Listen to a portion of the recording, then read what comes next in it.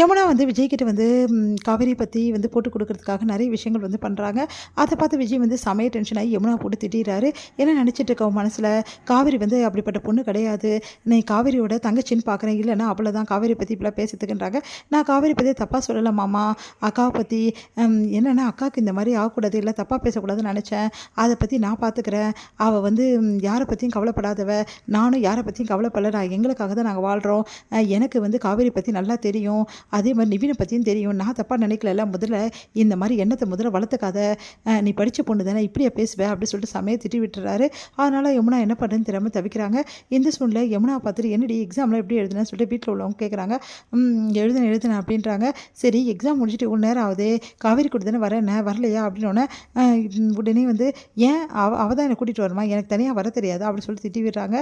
இங்கே வந்து காவேரி வந்து என்ன பண்ணுறாங்க, மனசு கஷ்டத்தோடு உட்காந்துருக்காங்க. அப்போ விஜய் வர, நீ எதுக்காக காவேரி இப்படி உட்காந்துருக்க, என்ன பிரச்சனை அப்படின்னு சொல்லிட்டு கேட்குறாரு.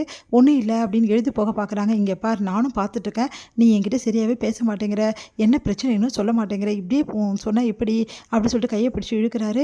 இப்போ சொல்ல போறிய பிள்ளை, என்ன சொல்லணும் உங்களுக்கு இப்போ அப்படின்றாங்க. எனக்கு என்ன பிரச்சனை நல்லா தெரியும் அப்படின்னு அதிர்ச்சி அடைகிறாங்க.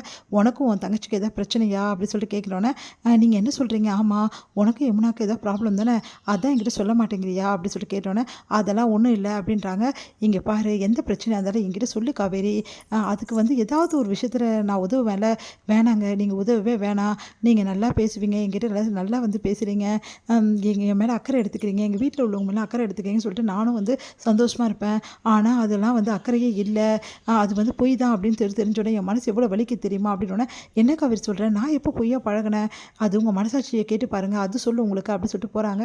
என்ன இவ எது பேசுகிறாளே, யமுனா வந்து சொன்னதை சொல்லலாமா வேணாமா, வேணாம் இவ ஏற்கனவே மனசு கஷ்டப்பட்டுட்டு இருக்கா, இப்போ யமுனா சொன்னதையும் கேட்டால் இன்னும் கஷ்டப்படுவா அப்படின்னு சொல்லிட்டு, என்ன காவேரி எல்லாத்துக்குமே கோச்சிக்கிற, என்ன விஷயம் சொல்லு அப்படின்னு கெஞ்சி பார்க்குறாரு. ஆனால் காவேரி எதுவும் சொல்ல மாட்டேங்கிறாங்க. ப்ளீஸ் காவேரி அப்படின்னு சொல்லிட்டு அப்படியே கையை பிடிக்கிறாரு. ஒரு நிமிஷம் வந்து காவேரி வந்து தன்னையும் மறந்து அப்படியே பார்க்குறாங்க. அதுக்கப்புறம் யோசனை பண்ணுறாங்க, இல்லை இவர் இப்படி தான் பண்ணுறாரு, நம்ம இதை நம்புகிறோம், அதுக்கப்புறம் இல்லைன்னு ஆகிடுது, வேணாம் இந்த பொய்யான உறவே அப்படின்னு சொல்லிட்டு காவேரி கையை எடுங்க அப்படின்னு சொல்லிட்டு போயிடுறாங்க. உடனே வந்து விஜய் யோசிச்சுட்ருக்காரு, ஏன் காவேரி இப்படி நடந்துக்கிறா அப்படின்னு சொல்லிட்டு, காவேரி ப்ளீஸ் காவேரி என்ன விஷயம் சொல்ல போறியா இப்போ இல்லையான்னு சொல்லிட்டு மறுபடியும் கேட்குறாரு.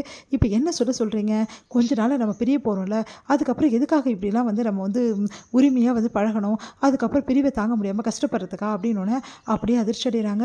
நான் ஏற்கனவே சொன்னேன்ல அந்த விஷயத்தை பற்றி பேசாதுன்னு, ஆமாங்க நான் பேசலை, ஆனால் உங்கள் மனசில் அது இருக்கா இல்லையா, சரி அது போட்டுங்க, இப்போது டைம் வந்தோடனே அந்த நாள் வந்துட்டோன்னே நான் போய் தானே ஆகணும், நான் இங்கேயே இருக்க முடியும் சொல்லுங்கள், அப்புறம் எதுக்காக என்னை வந்து கேட்டுகிட்டே இருக்கீங்க, இது நான் இருக்கிற வரைக்கும் உங்கள் விஷயத்தில் தலையில்லை, அதே மாதிரி நீங்களும் என்கிட்ட எந்த கேள்வியும் கேட்காதீங்க அப்படின்னு சொல்லிட்டு போயிடுறாங்க.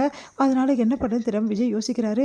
என்ன இவ போகிறத பற்றி சொல்லிகிட்ருக்கா, இவளை போக வேணாம், நீ இங்கே தான் இருக்கணும், என் கூட தான் இருக்கணும்னு சொல்லிட்டு நான் ஏன் சொல்ல மாட்டேங்கிறேன், எப்படியாவது காவேரி கிட்ட இந்த விஷயத்தை நான் கண்டிப்பாக பேசி தான் ஆகணும், காவேரி வந்து என்னை விட்டுட்டு போகவே கூடாது, அது நடக்கவே கூடாதுன்னு சொல்லிட்டு மனசை கஷ்டப்பட்டு அப்படியே வந்து அழகிற மாதிரி ஆயிடுறாரு விஜய். அப்படியே யோசிச்சுட்டே இருக்காரு.